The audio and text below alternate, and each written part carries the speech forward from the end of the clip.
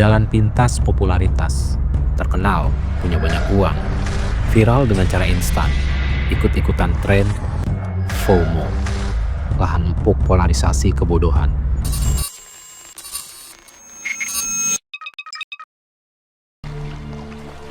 TikTok, TikTok, TikTok, TikTok, okay.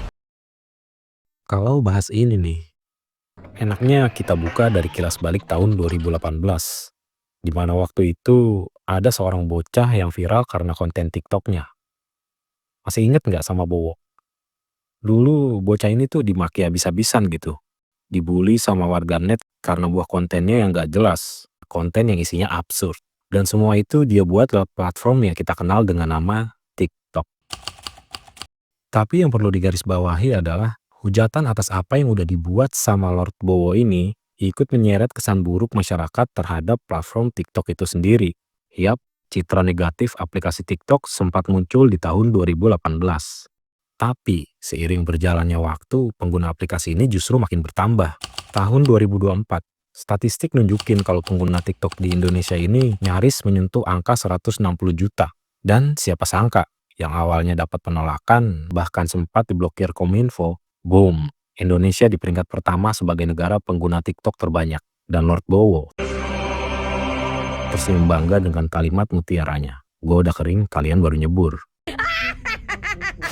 Tapi bukan itu sih yang mau kita bahas, melainkan pertanyaan soal kenapa pengguna TikTok semakin banyak. Untuk itu kita harus bagi jadi dua sisi. Pertama, user yang pakai APK ini untuk sekedar nontonin video aja. Udah tahu kan kalau format TikTok itu vertical form dan cenderung pada short attention atau video singkat. Penggunanya dibuat nyaman, dengan megang satu tangan, aktivitas scrolling nontonin video gampang banget tuh dilakuin. Dan di sini letaknya. Algoritma dari video-video itu memang tayangan yang diinginkan pengguna. Jadi secara teknis, konten bertema sejenis akan nungguin antrian scrolling dari penggunanya. Simpelnya gini, TikTok itu easy algoritma, manjain pengguna dengan terus kasih tontonan yang mereka cari. But sorry to say, gue pengen sebut ini pola manipulasi. Kenapa? Karena algoritma ini berpotensi mengunci emosi pikiran seseorang di sisi lain, yang bikin penggunanya sulit beralih dari layar ponsel. Dan pada level akut, bukan gak mungkin bikin kemampuan otak jadi menurun. Atau istilah sekarang dikenal dengan brain rot.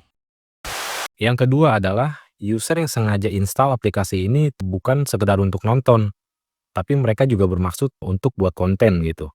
Dan nyatanya, di era sosial media ini tidak sedikit konten yang dibuat dengan motif dasar, validasi, FOMO, bahkan flexing.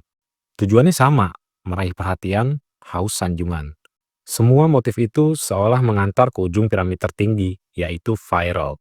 Dan TikTok menjadi bahan bakarnya dengan easy algoritma. Poinnya, viral dan mudah.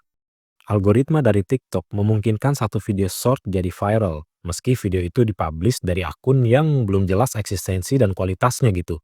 Ini juga berlaku buat akun-akun 0 follower, karena pada dasarnya TikTok nggak melihat kredibilitas sebuah akun, asalkan kontennya dicari, walaupun kontennya absurd dan nggak syarat substansi. Algoritma TikTok tetap mempermudah munculnya konten tersebut. Jadi seperti pisau bermata dua. Algoritma ini di sisi lain bikin banyak konten sampah naik ke permukaan dan berujung pada timbulnya eksistensi kebodohan. Coba buka mata.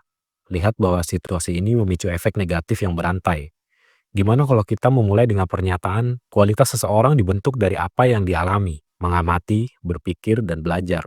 Semua itu nentuin di mana level kita berada. Semua itu membentuk cara pandang pemikiran, kepribadian, kecerdasan, bahkan moral. Lalu kaitannya apa dengan sebuah konten? Dalam konteks ini, jika kembali pada tontonan yang dikonsumsi adalah tontonan kosong, jauh dari edukatif, jauh dari sisi informatif, yang intinya nggak ada nilai di dalamnya, dan akhirnya standar kualitas tontonan merosot.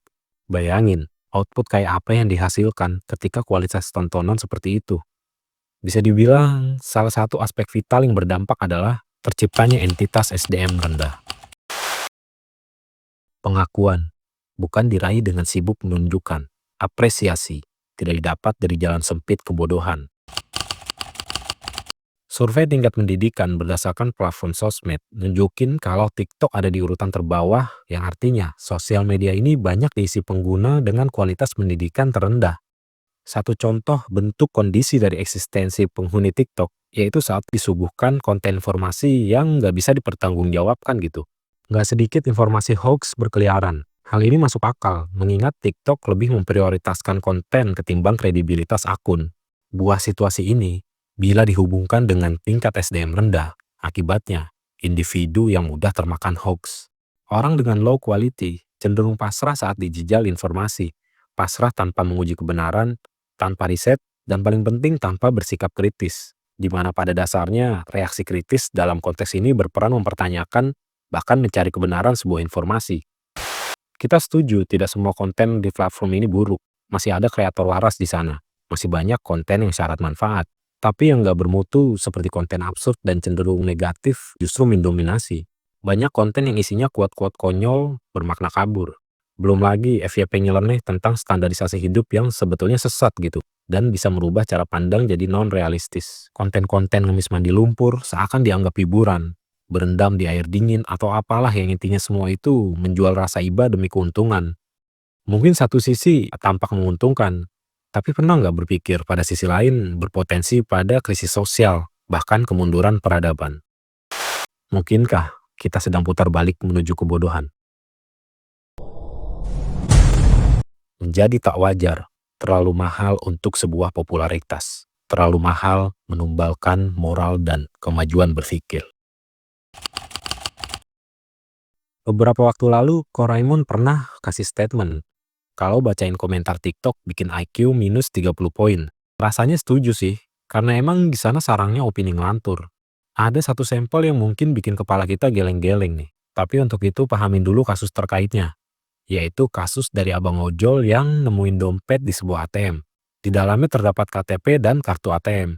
Bukannya berniat baik, dia malah coba buka PIN dengan tanggal lahir KTP tersebut. Dari tebak-tebakan itu berhasil membuka PIN ATM-nya dan alhasil saldo sebanyak 36 juta yang notabene milik orang lain dikuras habis si abang ojol ini.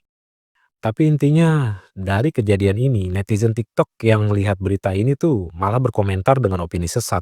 Seolah yang dilakukan si ojol ini adalah hal lumrah dan bukan sebuah kesalahan. Padahal dalam kasus ini tuh kita melihat moralitas hitam putih yang udah jelas. Tapi mereka tanggapi dengan nalar dan logika yang bias gitu. Padahal kalau kita bandingin ke platform lain, YouTube misalnya, hal ini begitu kontras. Jadi sangat mungkin kondisi ini terjadi karena level kualitas SDM-nya sendiri, yang ditambah efek samping dari tayangan yang dikonsumsi gitu, yang gak berbobot dan jauh dari nilai-nilai pengetahuan. Karena sekali lagi, faktor asupan yang kita konsumsi cukup berperan dalam membentuk kita menjadi kualitas manusia seperti apa. Kalau seseorang habitatnya konten joget-joget, ya dia dengan sifat FOMO-nya nggak rela ketinggalan tren joget-joget. Kalau seorang wanita asupannya adalah FYP yang bilang kalau cari pasangan itu hindari lelaki yang terlalu sayang sama ibunya, maka dia bakal ketularan pemikiran tol. Begitu juga saat orang beropini dengan komentar sesat, atau ketika seseorang membuat konten. Semuanya nunjukin sebatas apa kualitas yang dia konsumsi. Keadaan ini jika diibaratkan ke sebuah lingkungan, ini seperti labirin kebodohan yang diciptakan lingkaran monyet. Sebuah istilah yang disebut peradaban, bukan sekedar kemajuan teknologi, bukan sebatas kecanggihan digital. Kualitas manusia di atas segalanya.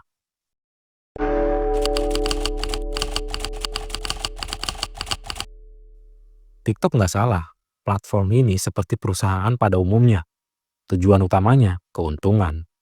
TikTok hanya menawarkan, sedangkan pilihan mutlak ada di tangan pengguna. Kita bisa filterisasi konten dengan tontonan yang bermanfaat. Mungkin ya TikTok hanya peduli pada algoritma, tanpa menimbang kelayakan suatu konten. Tapi pengguna punya pilihan untuk memilah atau menolak mengkonsumsi tontonan sampah. Jadi, gunakan waktu pemakaian dengan sewajarnya, dan sedikit catatan buat yang hobi konten. Nggak ada salahnya bikin suatu tontonan yang bernilai. Mengingat TikTok punya algoritma yang mudah, coba bayangin kalau isinya didominasi konten beredukasi atau konten-konten yang syarat wawasan dan pengetahuan. Dan terakhir, sudahi ketololan yang total power ini.